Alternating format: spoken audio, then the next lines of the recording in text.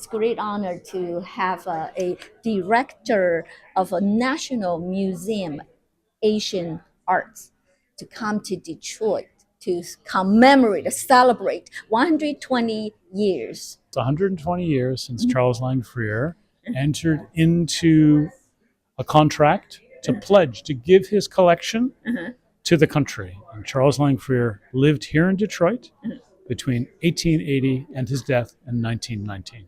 So the origins of our museum, which opened in 1923, lie here in Detroit. What is the significance of this celebration as a country, as a nation?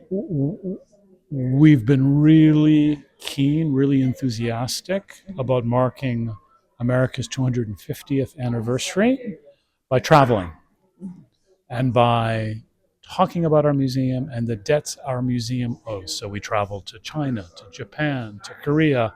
I was recently in Central Asia, but we also travel domestically, and we celebrate the great stories of our partners, our collaborators, and the Freer House is one such partner.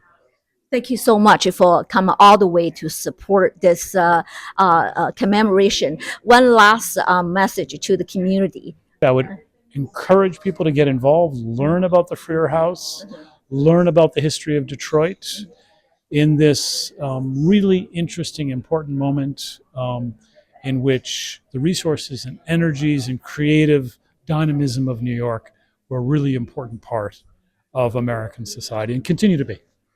Thank you so much Thank for you. your great leadership. Thank you. Thank you. Thank you.